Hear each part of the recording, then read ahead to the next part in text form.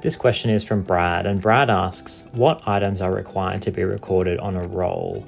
I heard that the whole point of the roll is so occupiers within a strata scheme can contact each other.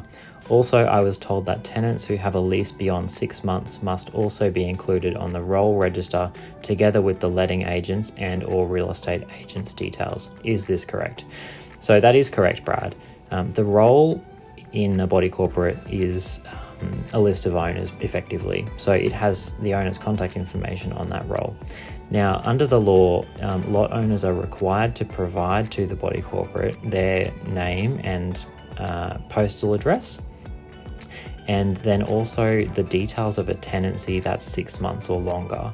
And in addition, they can provide other information, so they can provide a representative detail, the rental property manager or letting agent information, power of attorney, and sort of a few other categories. But the minimum requirement from a lot owner's perspective is their name and their postal address, and their residential address, if that's a different address to their postal address, and the lease details if a lease is 6 months or more. So in real world, most lot owners provide us with their email address and phone number in addition to their postal address. We ask specifically for that. It is something the Queensland government has only recently added to their statutory form. So previously, the form to provide information to the body corporate was a form provided by the government, and it did not ask for phone numbers or email addresses. And so because the form didn't ask for it, a lot of owners did not provide it. So we went and chased that up manually, because for us as a business, it's really important we have the contact information for owners so they can interact with us. We can send them their levy notices and then contact them generally about all things body corporate. But the minimum requirement is just a mailing or a residential address.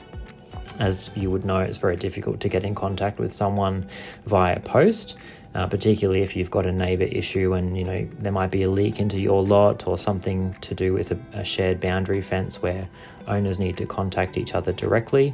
It's obviously preferable to have an email address and phone number, but those things are optional.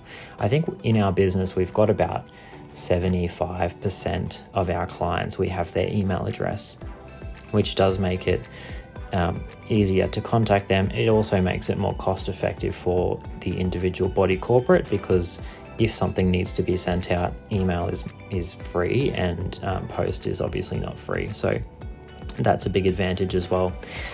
The tenancy information is interesting because it's very, very seldom provided by owners. I would say in the last 10 to 12 years doing this job, I've probably received maybe 5 forms to provide the tenant's contact information.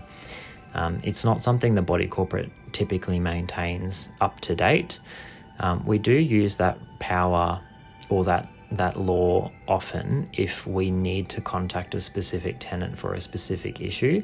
So in the case of a bylaw breach, for example, or if there's some damage to a property or access is required to a property to do some work, rather than trying to maintain all tenant details up to date all the time, it's generally much more efficient to go to the owner or the agent at the time that those contact details are needed and ask for them.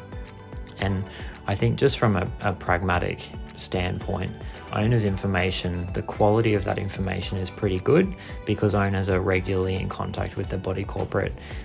Even if they don't vote at their AGM or really participate very much, they do need to pay their levies on time. So generally, owners' contact information is able to be relied on, because if it wasn't, we would find out through non-payment of levies.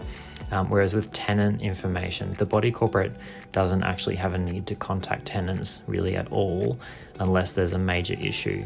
So, and because tenants change really frequently, it would be pretty much impossible for any body corporate in Queensland to be fully across the details of all of the tenants at any one time.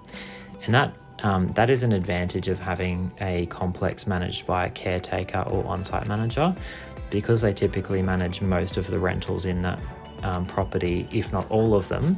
If the body corporate does need tenant contact information, it knows who to go to and it can get that information up to date from the relevant person, usually within a day. So there is a pretty significant difference there between what the law says should happen and what happens in practice. It would be, as I said, it would be almost impossible for the body corporate to maintain and keep up to date a list of tenant contact information for each lot within each individual building.